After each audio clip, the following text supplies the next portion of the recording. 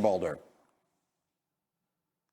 I think it's going to be a pretty huge crowd. If all 32 teams aren't represented, I think that would be a surprise. Remember, there's 14 other guys working out, not just Shedeur Sanders and Travis Hunter, but those are good. They're going to get the most attention for obvious reasons. The Cleveland Browns sent their contingent there on Wednesday. They wanted to have dinner with Hunter and dinner with Sanders and get to know both of them in a more personal and intimate setting. They also have private workout set up with Shedeur Sanders ideally next week. The Giants have a large contingent there. Notably absent is head coach Brian Daboll, who says he's not big on pro days. He prefers the private workout, and the Giants are hoping to set up a private workout with Shedeur Sanders next week as well. So really it's a chance for both of these teams that are picking second and third. And we're operating under the assumption that Cam Ward's going one and that Tennessee's going to sit there and take him.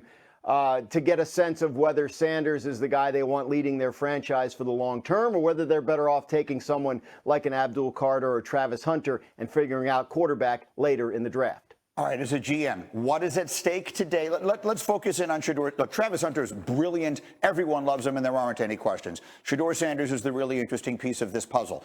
As a GM, what's at stake today, and what did Dan just say that struck with you? Yeah, the headline is Brian Daboll's not there. They are not going to take Shedeur Sanders at 3 without their head coach being there. Typically, if you want to have a private workout, Greeny, you go there, maybe have dinner with Travis Hunter, you watch him work out. Then tonight you have dinner with Shedeur, and then see him not only at the pro day, but then see him in a private workout. What you're looking for is what you can't see on tape. You want to see him interact with his teammates. Does he lead? How his teammates respond to him? You're looking for mental toughness, resiliency, leadership, Greeny. The fact that a head coach of a top 3 pick isn't at the showcase or pro day, whatever it is, tells us a lot about what their plans are. Okay, so we have, go ahead, Gross. He didn't go to Cam Ward's pro day either.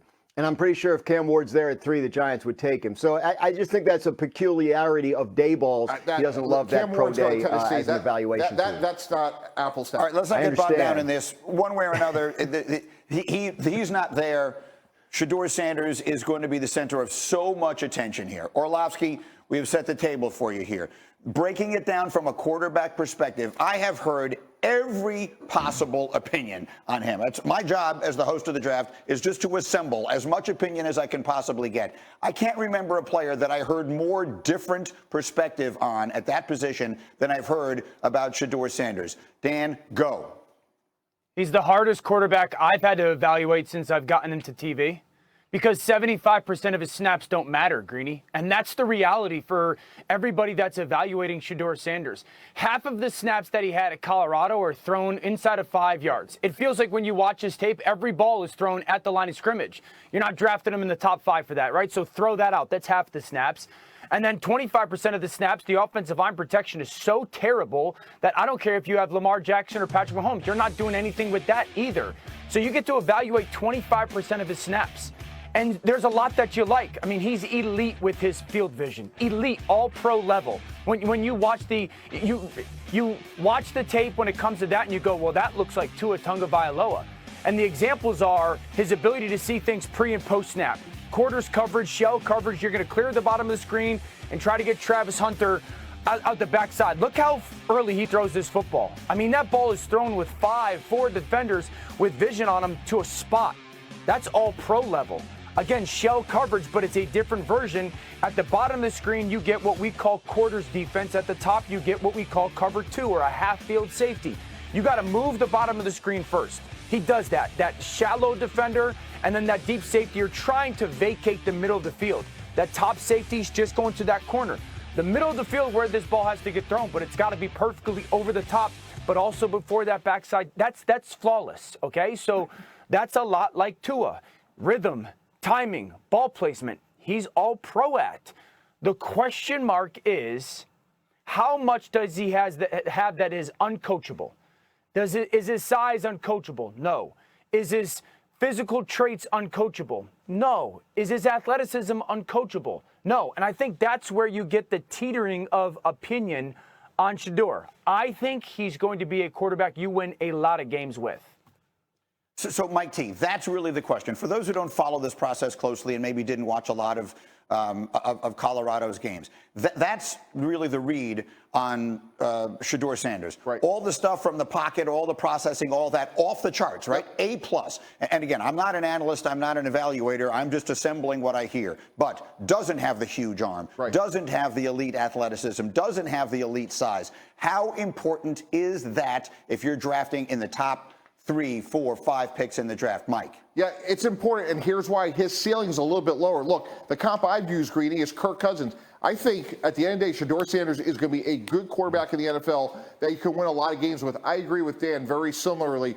But when you talk about the traits and the attributes of what you hope is an elite player, he doesn't have that, and that's okay. The one other thing he does have that's important to note is extreme toughness. He was sacked 94 times, Greeny, over 2 years, and he missed 1 game. Durability at the quarterback position is critically important. Orlovsky, go. Yeah, one of the things that I think is important today is if I'm there watching the pro day today, I want to see the ball jump off his hand. Because one of the notes that I have watching his tape that comes up consistently is I want you to fire the football. I wish he had to drive the football more often. Touch throws, maybe anticipation throws, they're really good. And I comp them to Tua. Tua's got 1 of 1 anticipation. He doesn't have Tua's anticipation, but I would want to see Shedeur just have to put his back foot in the ground and just drive the football and rip the football because I want to see it jump off his hand a little bit. Cam Ward does that, and that's why Cam's going to go number 1. It's a trampoline out of his hand. Yeah. And I just want to see if I would want to see if Shedeur has that. Other things that you watch his tape and you're like, man, you're locking on Travis Hunter. Probably justifiably so.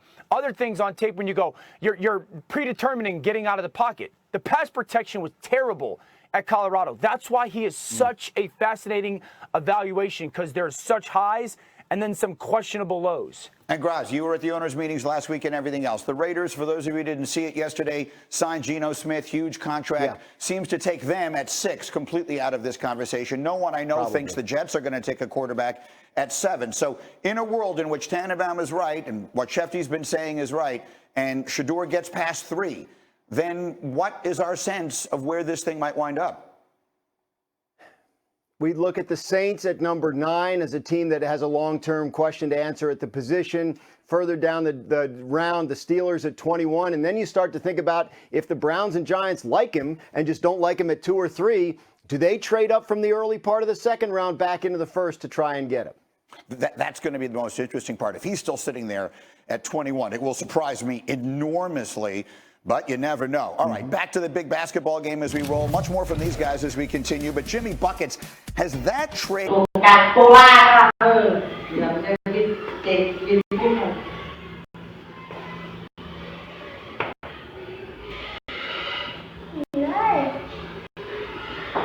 Mình có tận bỏ đèn câu cá của anh. Tất cả mọi người đã quay trở lại với kênh của mình. Ngày hôm nay mình sẽ tiếp tục hướng dẫn các bạn câu tượng hôm nay của mình sẽ có tiêu đề là quả đào. Mọi người hôm nay tượng của mình sẽ có tiêu đề là quả mận. Bây giờ mình bắt đầu tô nhá.